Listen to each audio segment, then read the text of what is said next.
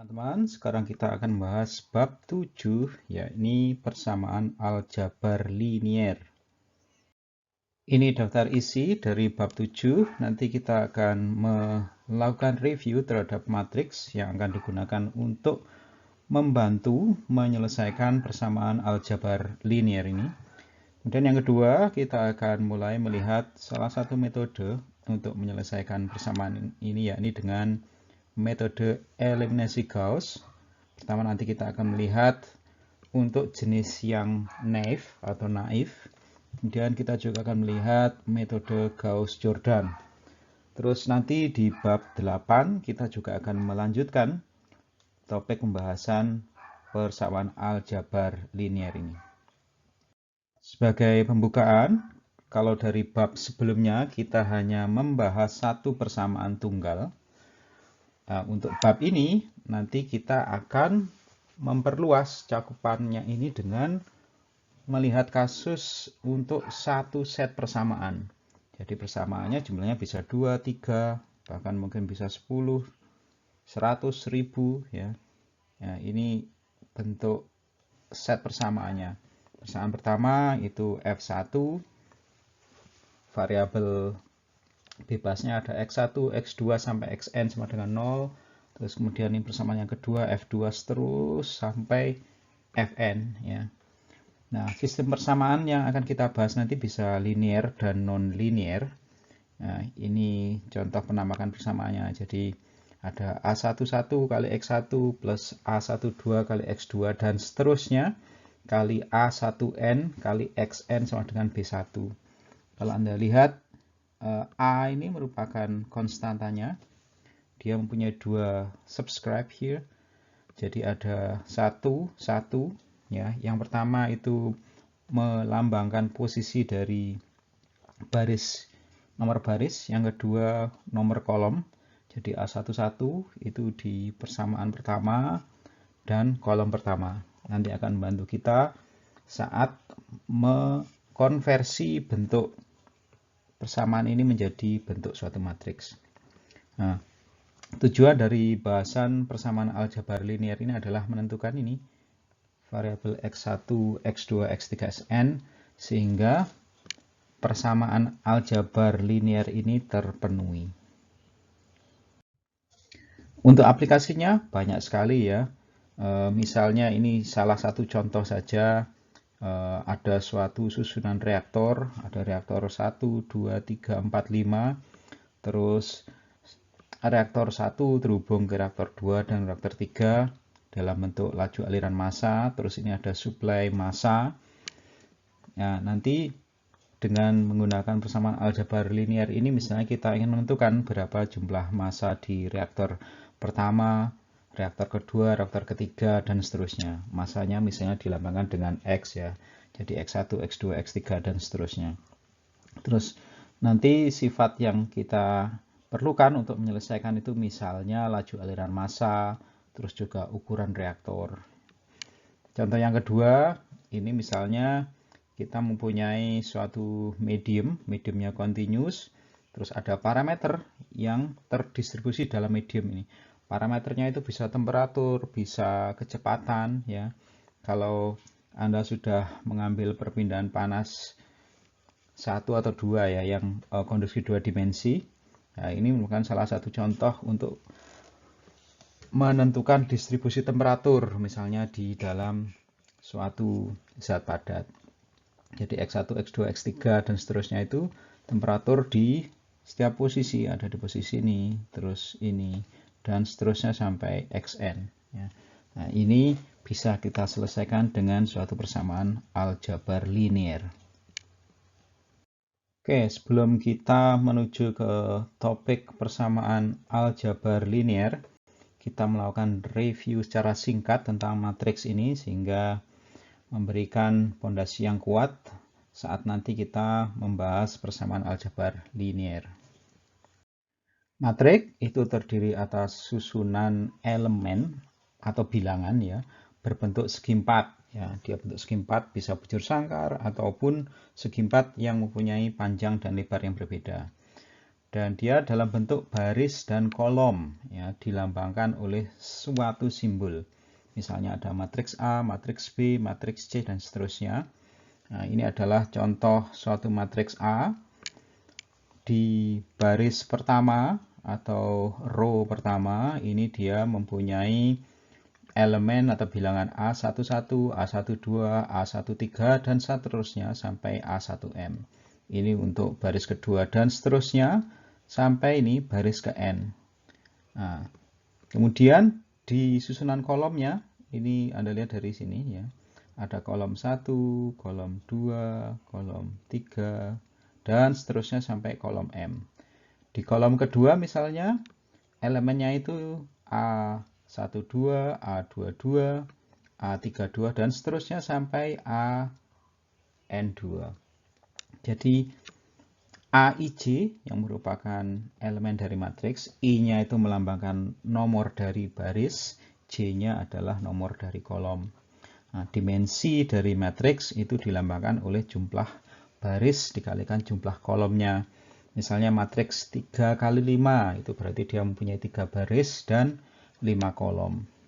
Kemudian Anda juga pernah dikenalkan yang namanya row matrix atau matriks baris, atau ini juga seperti row vektor.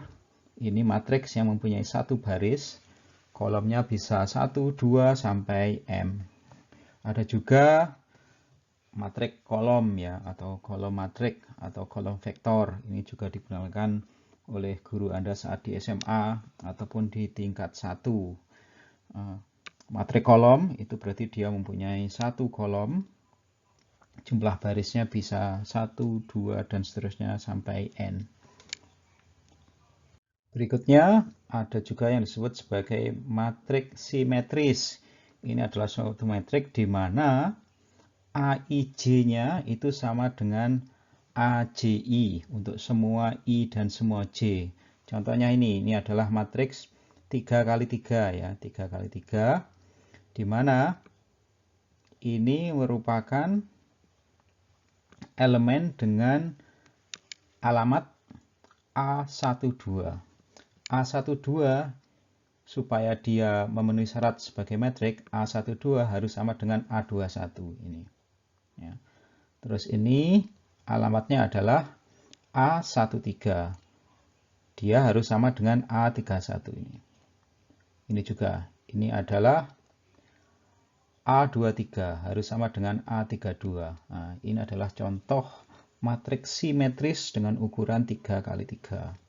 Berikutnya ada juga yang disebut sebagai matriks diagonal. Ini adalah matriks bujur sangkar ya. Bujur sangkar itu artinya berarti jumlah baris sama dengan jumlah kolom ya.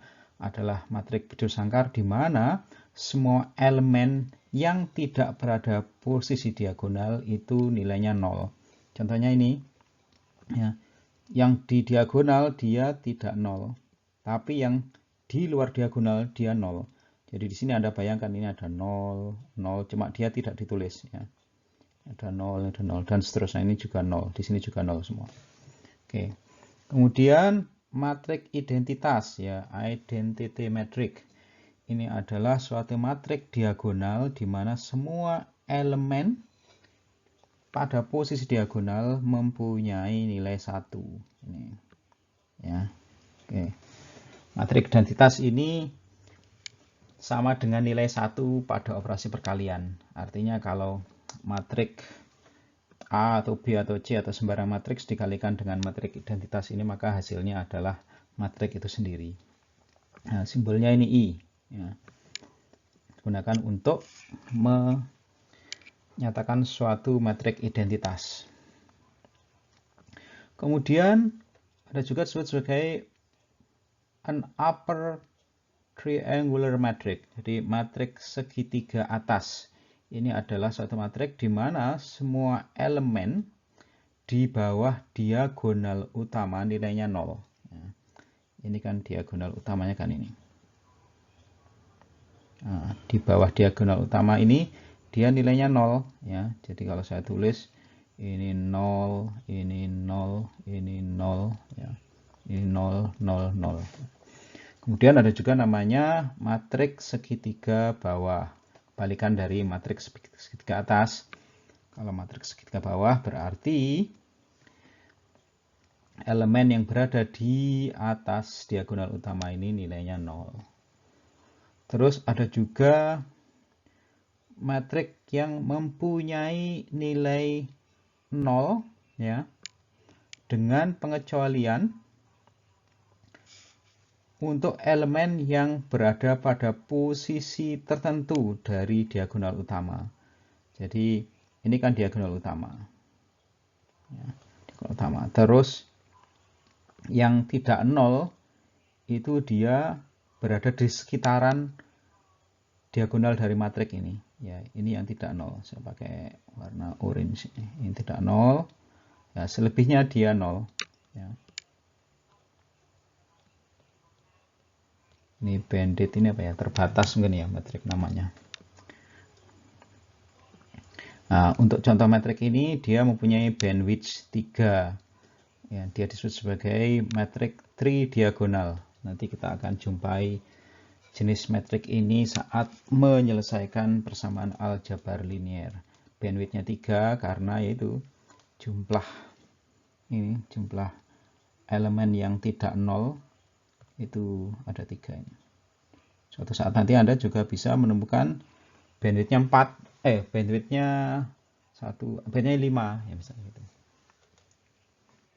Berikutnya adalah aturan operasi matriks. Di sini ada penjumlahan ya. Contohnya misalnya C itu merupakan hasil penjumlahan dari matriks A dan matriks B. Di sini Anda jumlahkan komponen A dengan komponen B sesuai dengan posisinya. Ya misalnya A11 ya Anda jumlahkan dengan yang B11 dan seterusnya. Kemudian pengurangan sama ya, jadi Anda kurangkan EIJ dengan FIJ. Nah, supaya operasi penambahan dan pengurangan ini bisa dilakukan, syaratnya apa? Ukuran matriksnya harus sama. Jadi matriks 5 kali 5 bisa Anda peroleh dari matriks dengan ukuran yang sama, ya, matriks 5 kali 5 dikurangi dengan matriks lain yang ukurannya juga 5 kali 5. Kemudian operasi di matriks juga bisa komutatif ya. Jadi di sini A ditambah B sama dengan B tambah A. Dia juga bisa asosiatif ya. Di sini Anda jumlahkan A dengan B dulu terus baru ditambahkan C. Atau Anda jumlahkan B dan C dulu terus baru berikutnya ditambahkan dengan matriks A. Perkalian dengan skalar di sini kita misalnya mempunyai matriks D yang merupakan hasil dari perkalian skalar G dengan matriks A. Aturannya, Anda kalikan setiap elemen dari matriks A ini dengan G. Ya. Ini, Anda lihat ini. Setiap elemen. Kemudian, perkalian dua matriks. Ya. Nah, ini skemanya. Jadi, syaratnya, ya, kalau misalnya ini Anda punya matriks A dan matriks B dikalikan, maka syaratnya ini bahwa jumlah kolom dari baris A harus sama dengan jumlah baris dari matriks B, ya. Terus nanti hasil dari perkaliannya itu ya ini N kali L, ya. Dulu kalau di SMP mungkin juga udah diajarkan matriks ya, SMP, SMA. Itu rumusnya kan baris kali kolom ya.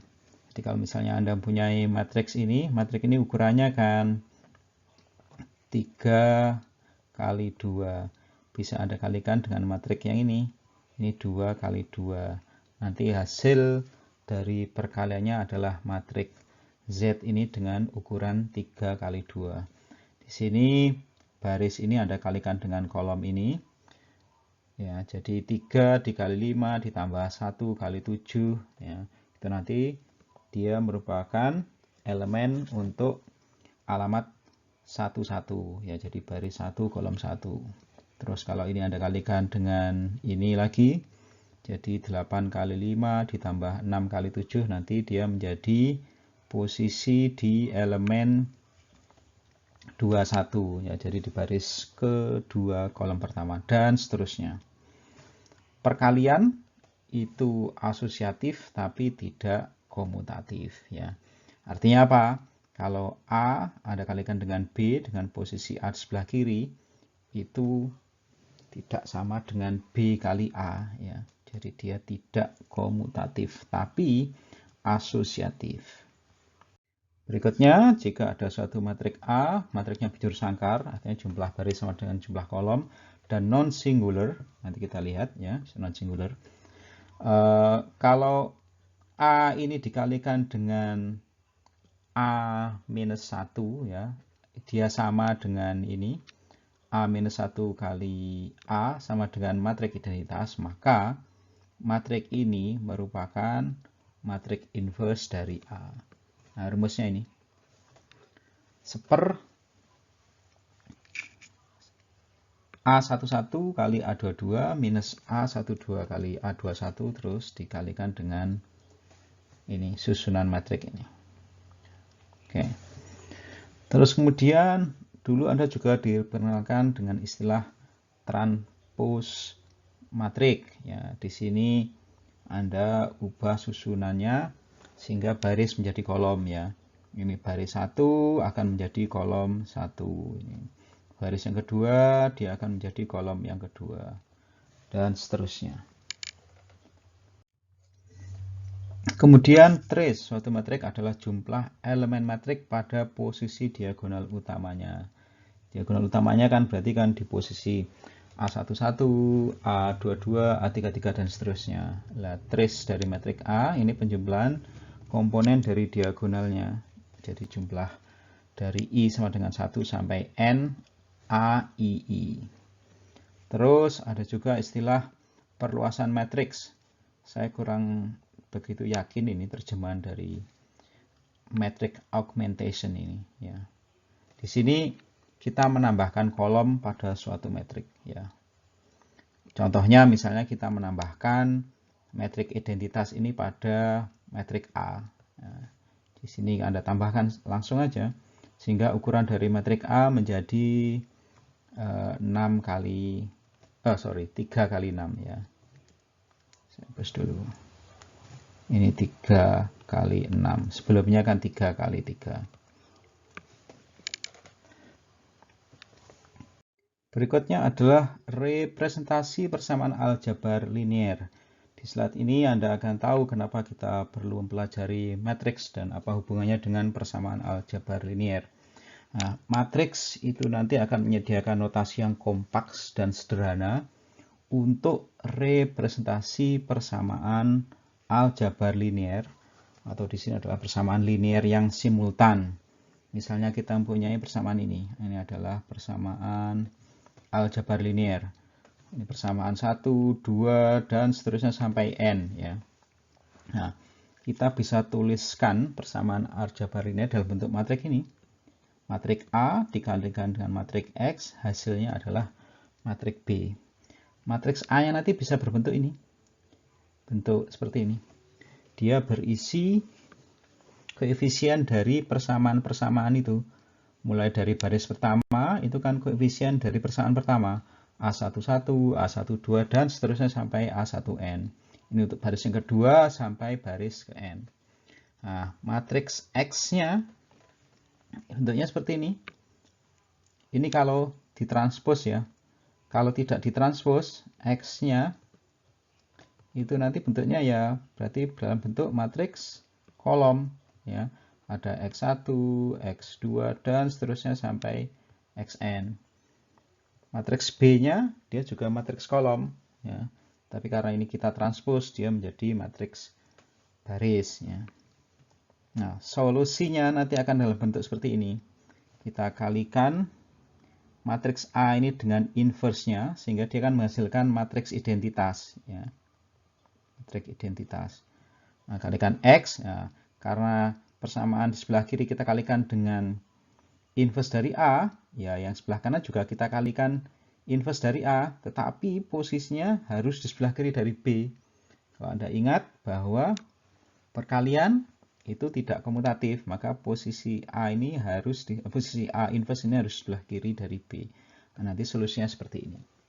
Karena matriks X kalau Anda kalikan dengan matriks identitas kan hasilnya matriks X itu sendiri. Ya.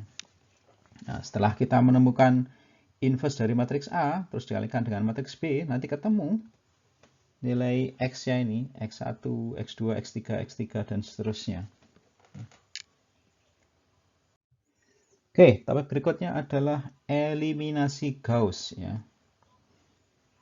Pertama, kita tunjukkan lagi sistem persamaan linearnya ya. Ada persamaan 1, persamaan yang kedua, dan seterusnya sampai persamaan ke N. Ya. Metode eliminasi Gauss ini, dia menggabungkan persamaan-persamaan itu, lalu mengeliminasi parameter yang tidak diketahui. Nah, metode eliminasi Gauss ini merupakan metode lama, tapi masih populer dan digunakan sebagai basis penyelesaian sistem persamaan pada banyak paket software. Ya. Dan dia karena sederhana ini dapat digunakan sebagai entry point ya untuk pengenalan awal menuju ke metode-metode lainnya. Nah, untuk kasus jumlah persamaan yang tidak banyak, itu kita bisa gunakan metode grafik ya. Nah, di sini metode grafik ini efektif untuk 2 persamaan saja. Karena kalau sudah lebih dari 2, misalnya 3 persamaan, nanti kita harus merepresentasikan dalam 3 dimensi ya. Tapi kalau hanya 2 persamaan, berarti ya cuma 2 dimensi. Nah, di sini kita plot nanti untuk yang variabel pertama X1 di sumbu yang pertama, kemudian variabel yang kedua di sumbu yang kedua. Nah, nanti untuk sistem linear dia akan menghasilkan suatu garis lurus ya. Misalnya ini ada 2 persamaan A11 kali X1 ditambah A12 kali X2 sama dengan B1. Terus ini untuk persamaan yang keduanya ya, A21 kali X1 dan seterusnya. Nah, di sini kita ingin menyelesaikan X2-nya. Ya, X2-nya kita ingin selesaikan. Nah, di masing-masing persamaan ini, kita buat X2-nya itu secara eksplisit. Artinya, kita taruh X2-nya di sebelah kiri atau sebelah kanan, terus diformulasikan terhadap X1 dan variabel atau parameter yang tersisa. Dari persamaan 1 ini, kita kan bisa ubah misalnya gini ya. Ini kan A12 kali X2 sama dengan B1 ya. B1 minus A11 kali X1.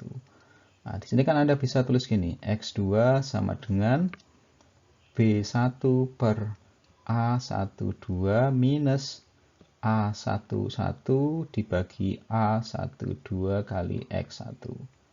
Nah, ini sama dengan ini. Dan ini untuk yang persamaan yang kedua. Oke. Nah, setelah ketemu ini, Anda bisa plot nanti. Anda bisa plot ketemu 2 garis. Nah, pertemuan dari 2 garis itu merupakan solusinya. Oke, mari kita lihat contoh sederhana ini.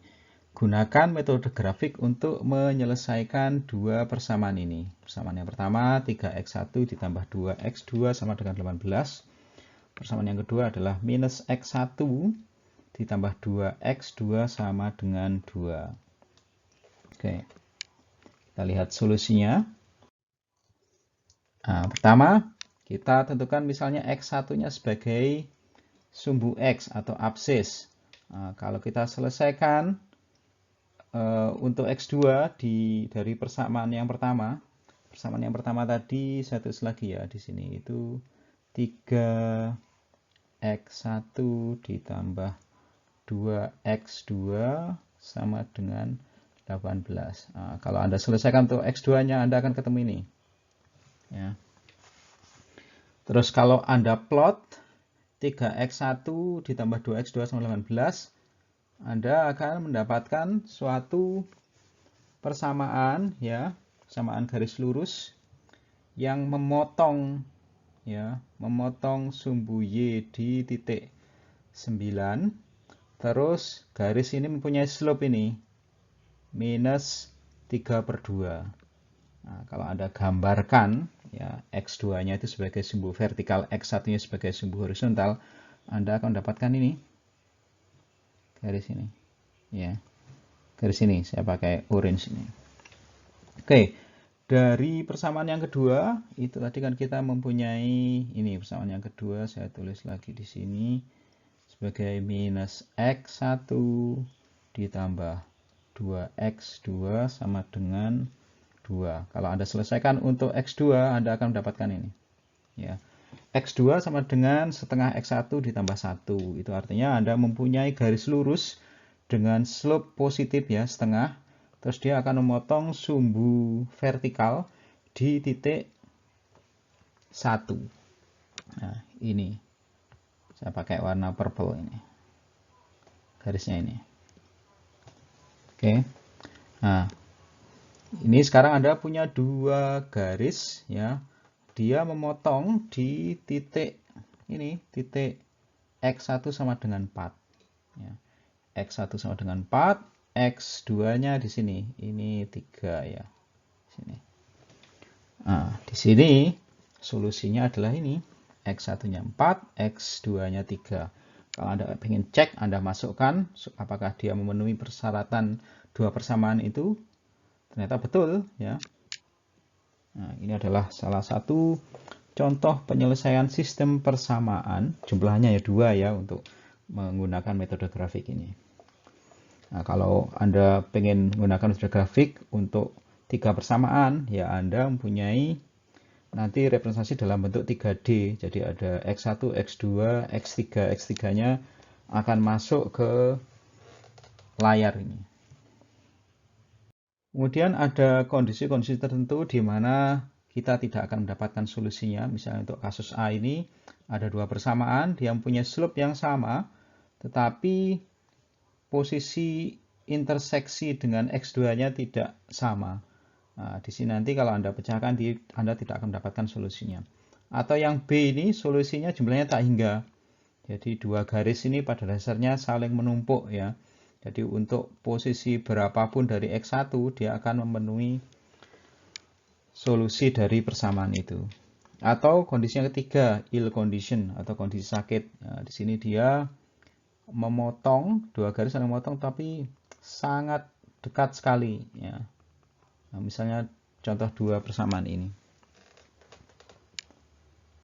Oke, untuk menentukan apakah suatu persamaan itu dia tidak mempunyai solusi atau solusinya tak hingga atau dia kondisinya sakit, bisa kita gunakan nanti bantuan dari determinan suatu matrik ya.